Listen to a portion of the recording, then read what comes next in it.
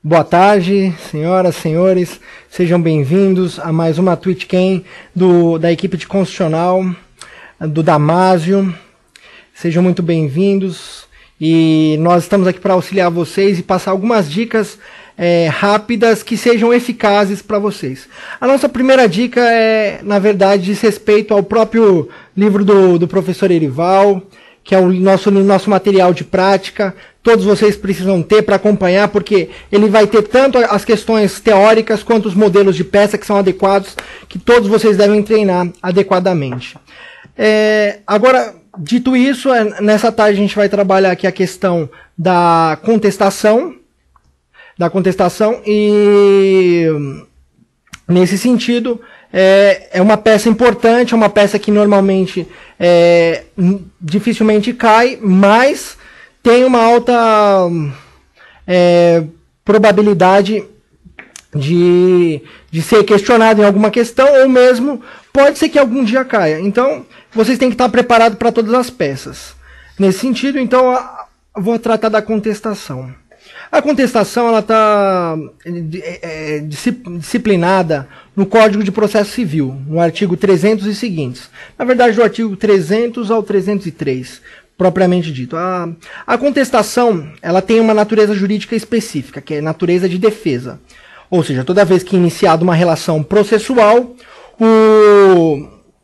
o autor ele vai propor uma ação, pleitear a tutela jurisdicional, e o réu vai ser garantido o direito de defesa. Lembre-se que a nossa Constituição garante aos jurisdicionados, tanto em processo administrativo quanto judicial, a ampla defesa e o contraditório.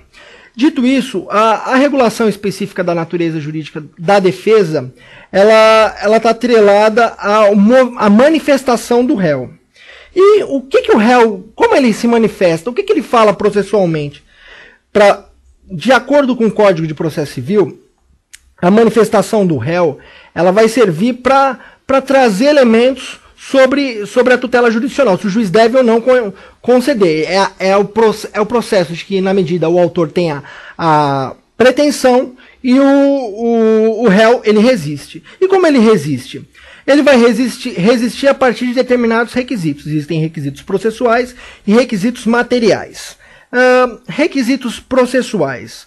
Requisitos processuais dizem respeito às suas alegações. Quais são as alegações do réu? O Código de Processo Civil ele vai colocar como ônus da alegação do réu, no artigo 303, inciso 2, que consiste na alegação dos fatos impeditivos, modificativos e extintivos da pretensão do autor.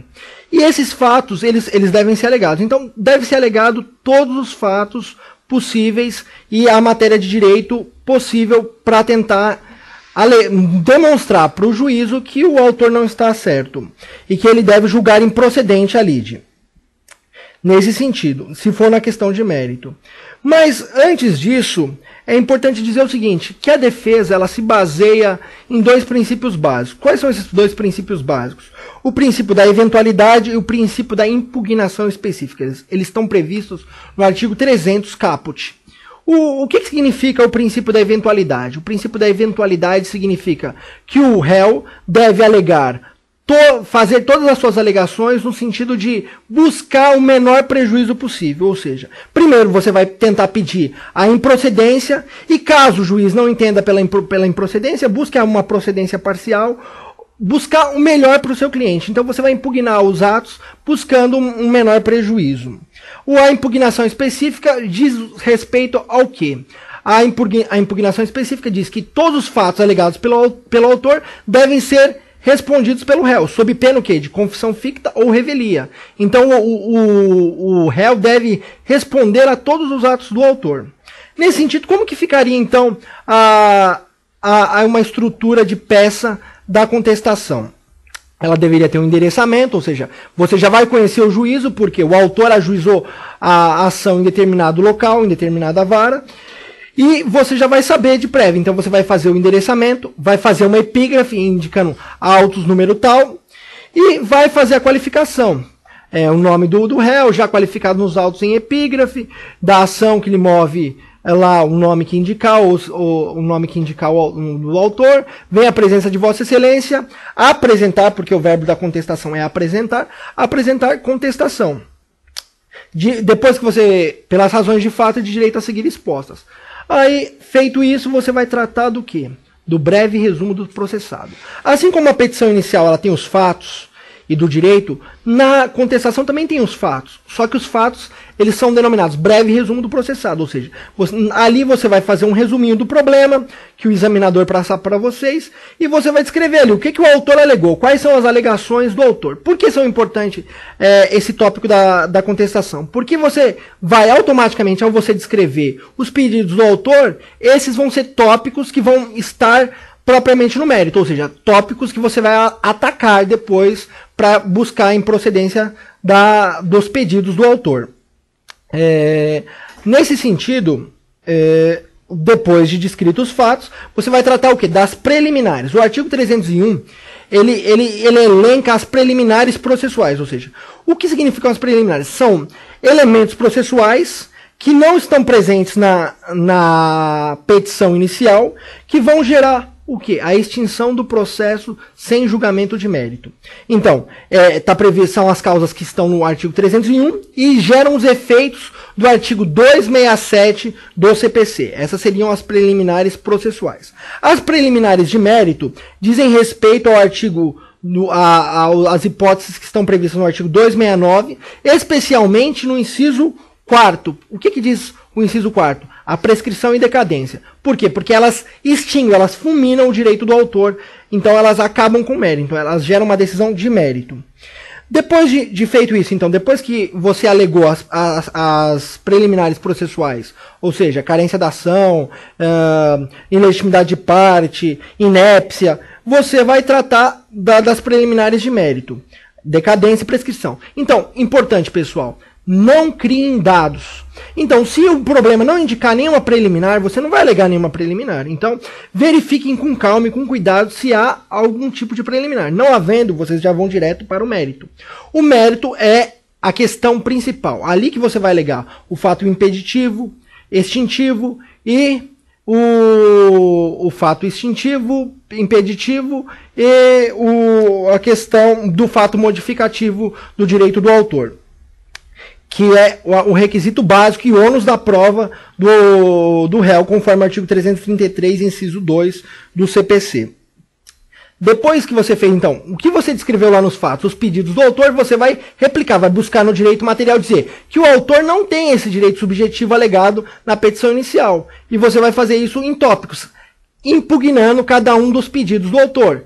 Verificando e impugnando. E de ato contínuo, você vai fazer finalmente um requerimento final. O requerimento final vai ser o pedido do autor, do réu, para que sejam julgados os pedidos do autor pela improcedência, que sejam julgados improcedentes os pedidos do autor.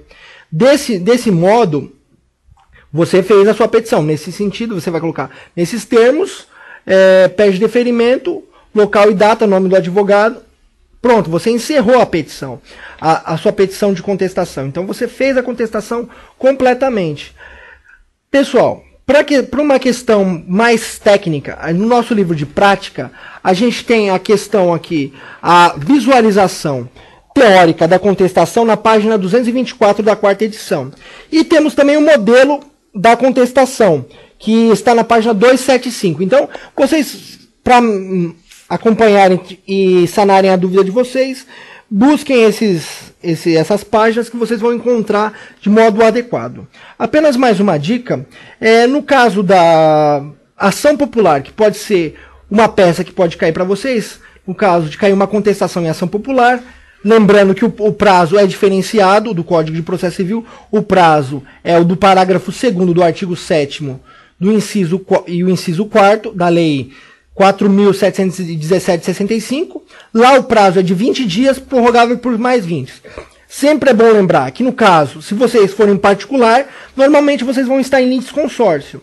Se vocês tiverem litisconsórcio necessário, nesse caso, vocês vão ter a aplicação do artigo 191 do CPC. O que diz o artigo 191? Que o prazo vai ser dobrado tanto para contestar quanto para recorrer, no caso, quando houverem no litisconsorte, procuradores diferentes. Então essas são, assim, são dicas essenciais, no caso caia uma contestação para vocês fazerem uma ação popular.